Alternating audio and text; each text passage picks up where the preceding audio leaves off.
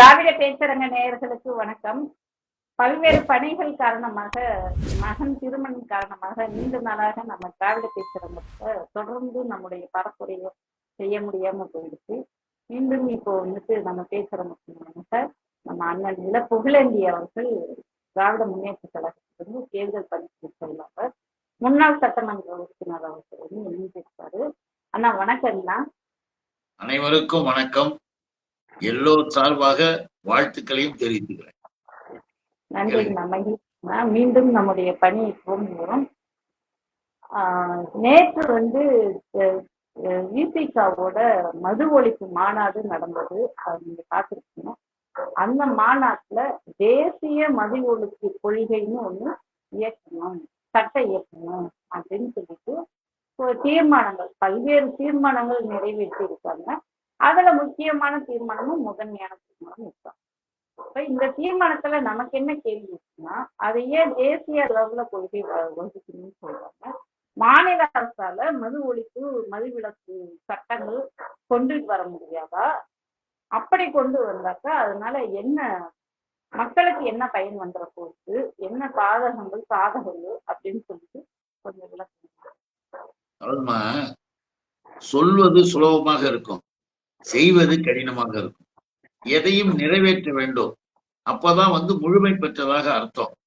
ஏற்கனவே நம்முடைய தமிழகத்தில் இருக்கின்ற சூழ்நிலைகள் நல்லா நினைச்சு பார்க்கணும். நம்முடைய தலைவர் அவர்கள், மாண்புமிகு முதல்வர் அண்ணன் தளபதி அவர்களுடைய அனுமதியுடன் அவரே நம்முடைய அமைப்பு செயலாளர் அண்ணன் RS பாரதி அவர்களையும், நம்முடைய முன்னாள் நாடாளுமன்ற உறுப்பினரும் செய்தித்துறையினுடைய செயலாளரும் இருக்கின்ற என்னுடைய அன்பு சகோதரர் TKS இளங்கோவன் அவர்களையும் மாநாட்டிற்கு அனுப்பியிருக்காரு. அந்த மாநாட்டிலேயே அவங்க பேசுகின்ற பொழுதும் எப்படியெல்லாம் இந்த மது பிரச்சனை எப்படியெல்லாம் பரவி பெருகி கிடக்குது, இது நாம எப்படி தடுத்து நிறுத்தணும், இங்க கள்ளச்சாராயம், விஷச்சாராயம் மற்றவைகளும் விடக்கூடாது, எல்லா வகையிலையும் சரியாக இருக்க வேண்டும் என்றால் சுற்றி இருக்கக்கூடிய நிலைகளில் இந்திய துணைக்கண்டத்திலே மதுவிலக்கு பிரச்சாரத்தை கொண்டு வாங்க, மதுவை ஒழிக்க வேண்டும் என்பதில் திமுக உறுதியாக இருக்கிறது. மது பிரச்சாரம், மதுவை சட்டப்படி தடுத்து நிறுத்தணுன்றதையும் திராவிட முன்னேற்ற கழகம் உறுதியாக இருக்கிறது. ஆனால் இந்திய துணைக்கண்டம் முழுவதும் சேர்ந்து இப்படி ஒரு முடிவை ஏன் எடுக்கக்கூடாது?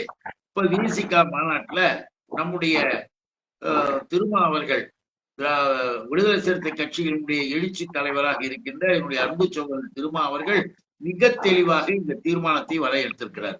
இந்திய துணைக்கண்டம் முழுவதுமே இதை கொண்டு வர்றது நல்லது, அதுதான் சரி என்பது, அந்த சிந்தனையை வரவேற்கிறோம். ஏன்னு கேட்டீங்கன்னா, நல்லா நினைச்சு பார்க்கணும். முத்தமிழறிஞர் தலைவர் கலைஞர் அவர்கள் சுற்றிலும் நெருப்பு எரிய நடுவிலே கற்பூரம் போல தமிழ்நாடு இருக்கிறதுன்னாரு. இந்த மது பிரச்சனையில தமிழ்நாடு மட்டும் மதுவிலக்கு, புதுச்சேரியிலிருந்து, ஆந்திராவில இருந்து, கர்நாடகத்தில இருந்து, கேரளாவில இருந்து எல்லா இடத்திலும் மதுவிலக்கு இல்லை, மது உண்டு. அப்படிப்பட்ட நிலையில் சுற்றிலும் தீப்பற்றி எரிய நடுவிலே கற்பூரம் போல தமிழ்நாடு இருக்கிறது இந்த மதுவிலக்கு பிரச்சனையில் என்று அவர் முதல்ல ஒரு முறை சொன்னதை இப்பயும் நம்ம நினைச்சு இங்க எடுத்து பொருத்தி பார்க்கலாம். எதுக்காக இது சொல்றோம்னா, தலைவர் அவர்கள் கொண்டு வந்தார் என்று இவர்கள் பிரச்சாரம் பண்ணிக்கிட்டு இருப்பாங்க. இந்த திமுகவை எதிர்ப்பவர்கள், திராவிட இயக்கத்தை, சமூக நீதி பிடிக்காதவர்கள், முன்னேற்ற சாதிக்கு அடிமையாக கை கட்டி நிற்கக்கூடியவர்கள், தேசியம் பேசிக்கொண்டு எல்லாவற்றையும் வீணாக்கி கொண்டு இருக்கின்ற கொஞ்சம் பேரு எதை எடுத்தாலும் தலைவர் மேல, திமுக மேல குறை சொல்றதுக்காக இதை சொல்லுவாங்க. ஆனால் அப்பொழுது இருந்த நிலையிலே கொண்டு வர வேண்டிய சூழ்நிலையில் உடனடியாக என்ன பண்ணார், அவரே மூடினார். அவரே இந்த மது கடைகளை சுத்தமாக மூடிட்டார். ஆனால் அதை யார் திரும்ப திறந்தது? அதை ஏன் சொல்ல மாட்டேன்றாங்க? யார் சொன்னது?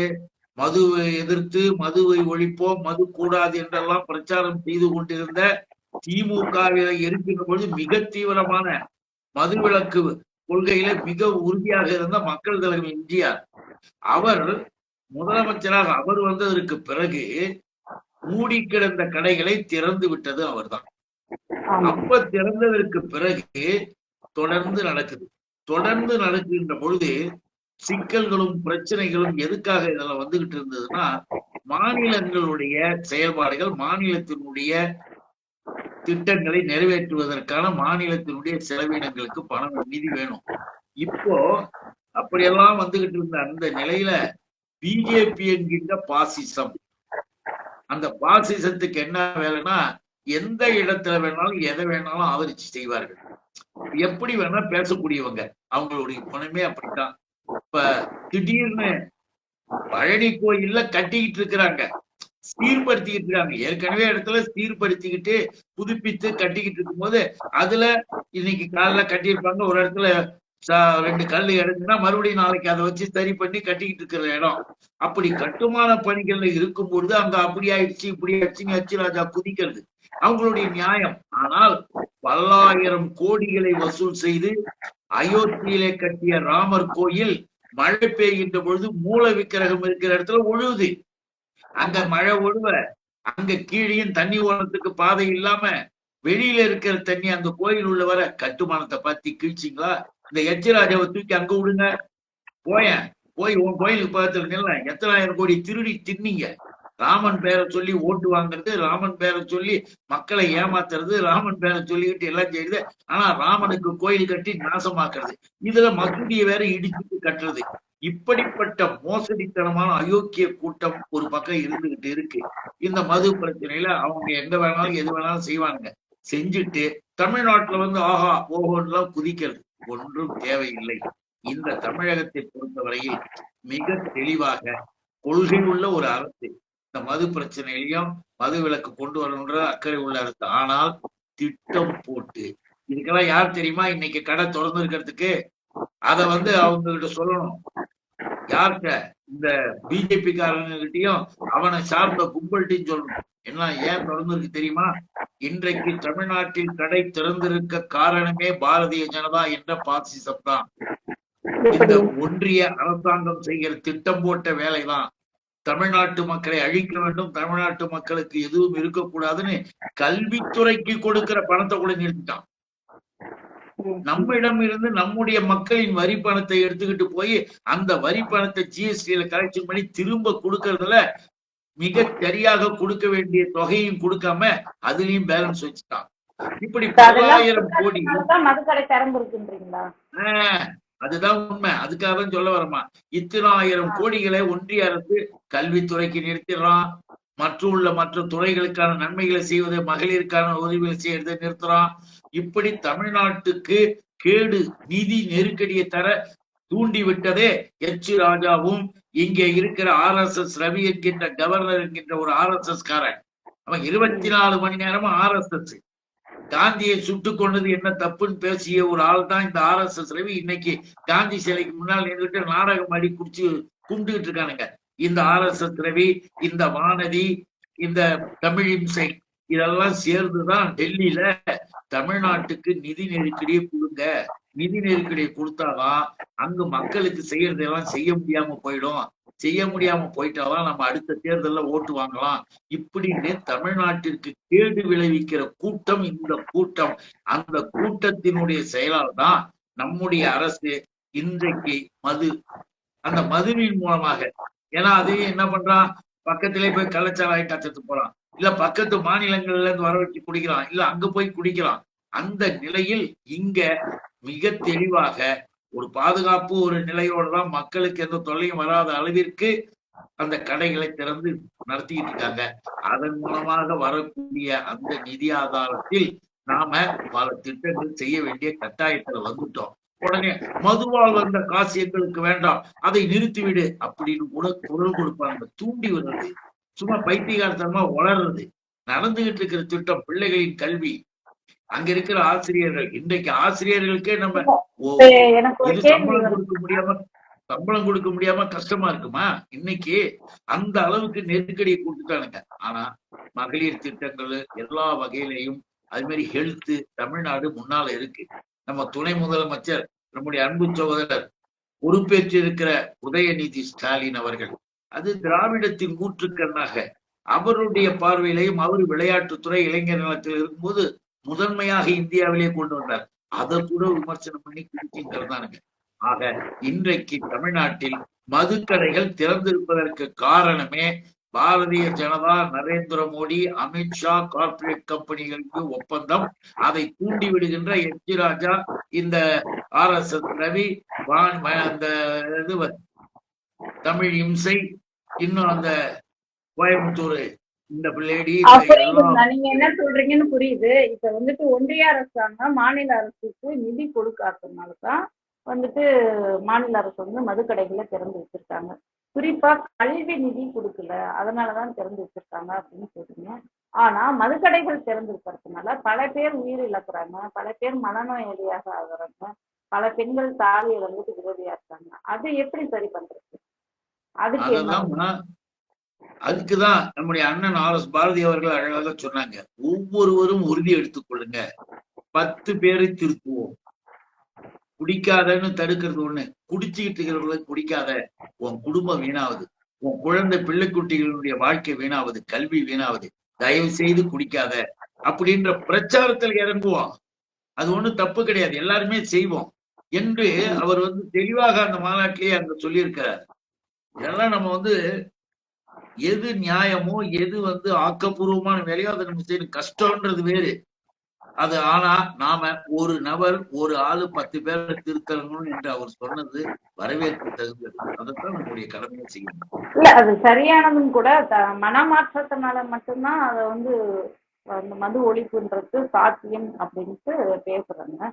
ஆனா அரசாங்கம் வந்துட்டு இந்த மனமாற்றத்துக்கு, இந்த விழிப்புணர்வுக்கு என்னென்ன நடவடிக்கைகள் எடுத்திருக்கு, அது அரசாங்கத்தோட கடமை இல்லையா? அது அரசாங்கத்து கடமையை வந்து மக்கள்கிட்ட போய் நீங்க போய் மாத்துங்க, திருத்துங்கன்னு சொல்றது எப்படி சரியா?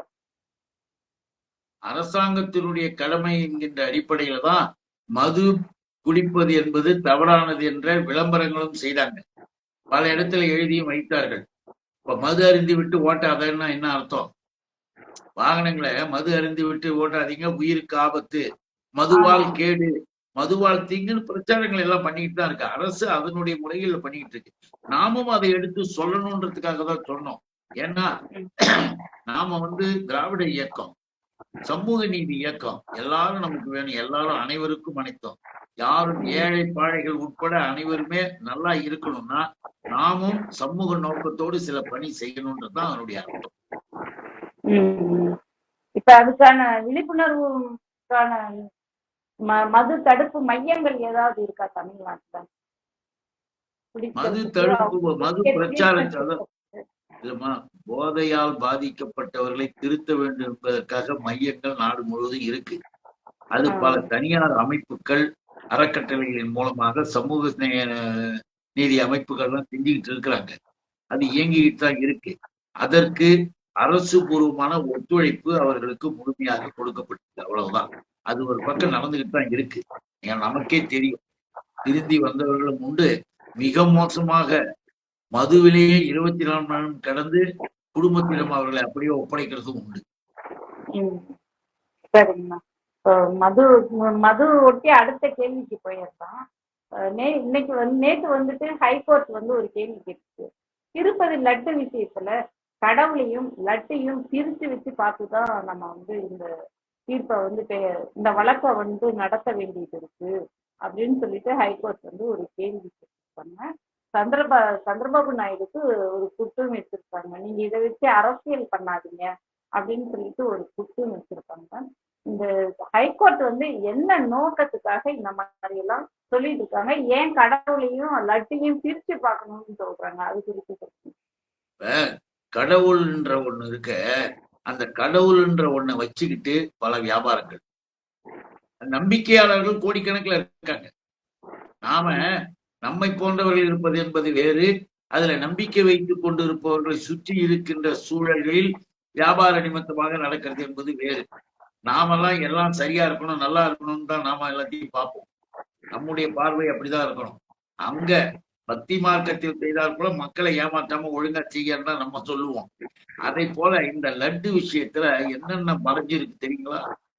சந்திரபாபு நாயுடு முதலமைச்சரா வந்த உடனே ஜெகன் ரெட்டி அவர் வந்து கிறிஸ்துவர்.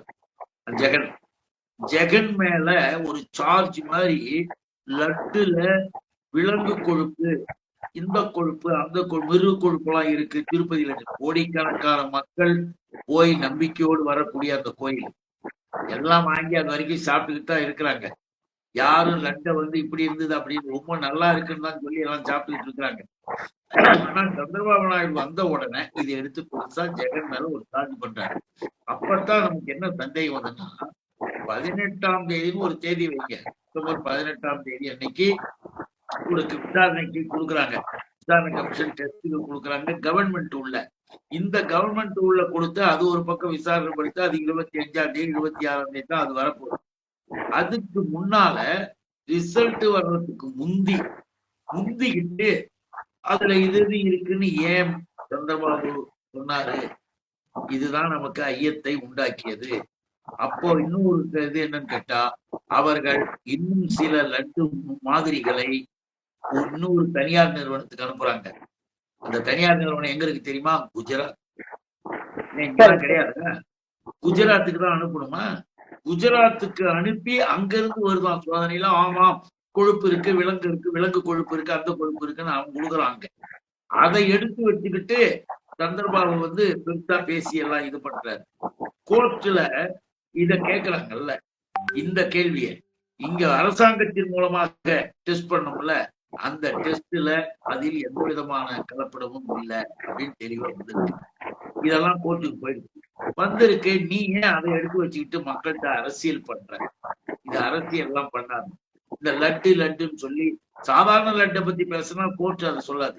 திருப்பதி லட்டுன்ற போதுதான் அங்க சாமி வருது.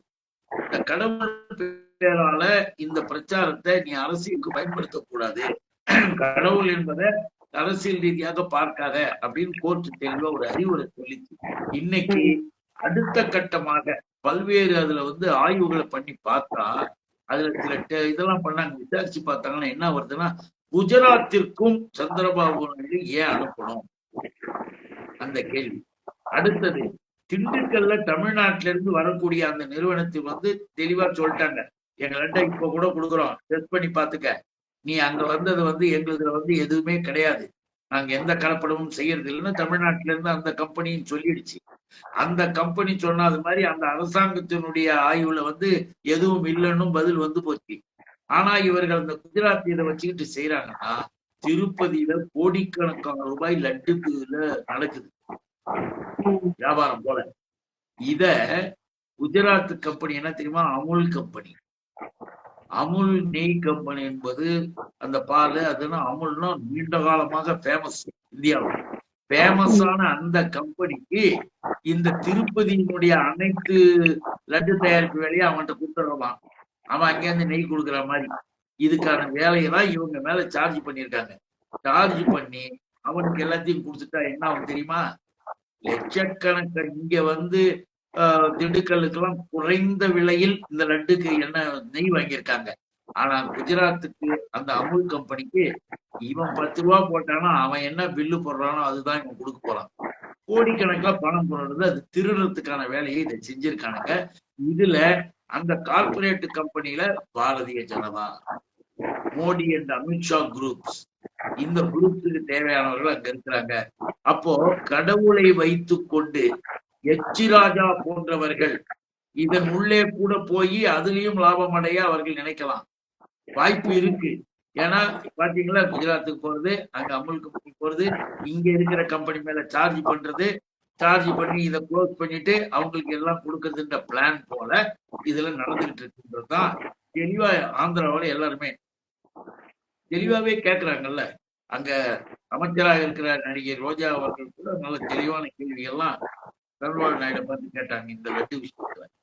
அப்படி கேட்கப்பட்ட பொழுதுதான் இந்த மாதிரியான கேள்விகள் எல்லாம் வந்தது. அவரும் ஜெகனும் சொல்லிட்டார். ஆக லட்டு பிரச்சனை என்பதில் எந்த விதமான ஒரு இது இல்லைன்னு சொல்லி முடிஞ்சு அப்படியே விசாரணை நிற்கிது. சார்ஜ் பண்ணணும், ஏன் நடவடிக்கை எடுக்கல? நீ உடனே நடவடிக்கை எடு அப்படின்னு சந்திரபாபு கிட்ட நடவடிக்கை எடுக்கிறதுக்குள்ள இல்ல இந்த பிஜேபி காரங்களாம் இது வரைக்கும் அந்த லட்டு பிரச்சனை குறித்து யாருமே வாய் திறக்காம இருக்காங்க. ஆமா, அதனாலதான் இந்த குஜராத் அந்த இதை வந்து எதுக்காக அங்க இருந்து விசாரணையில் இதெல்லாம் சில நண்பர்கள் வந்து எது மூலியமா தெரிய வந்ததுன்னா, சாதாரண கோயில்ல ஏதாவது ஒண்ணுன்னா நான் தான் முதல்ல சொன்னேன், இப்ப பழனி கோயில கட்டிக்கிட்டு இருக்கிறதுல ஒரு கல்லு கீழே விழுந்தா மறுபடியும் எடுத்து கட்ட போறாங்க. இவன் ஆமா. பல்லாயிரம் கோடியை திருடி கட்டி அயோத்தியில நீருக்கு ஒழுவிக்கிட்டு இருக்குது. ராமன் ஜலம் மேலேயே ஒழுகுது. அங்க போய் எச்சராட்டியா சட்டியை பிடிச்சி நிக்க வேண்டியதானே ஒழுகுற தண்ணிய. அதை விட்டுட்டு இங்க வந்து குறை சொல்றது, அறநிலைத்துறையை பார்த்து குறை சொல்றது. இப்போ இந்த லட்டு பிரச்சனையில இப்ப அவர்கள் மூலமாக ஒவ்வொன்றாக எல்லாமே வந்துகிட்டு இருக்கிறத பார்க்கும்போது மிக தெளிவாக இதுக்கெல்லாம் அடிப்படை காரணமாக இருப்பது பாரதிய ஜனதாவுடைய அரசியல். அதனாலதான் கோர்ட்ல இந்த கடவுளை வந்து அரசியல் எல்லாம் கொண்டு வந்து சேர்க்காதீங்கயா, வேணாயா அப்படின்னு கோர்ட். சரி சரி, நல்லதுங்கண்ணா. நம்மோட பல்வேறு கருத்துக்களை பகிர்ந்துருக்கீங்க. மீண்டும் தொடர்வோம். மீண்டும் ஒரு சந்திப்போம். நன்றிங்கண்ணா. அனைவருக்கும் வணக்கம். நன்றி.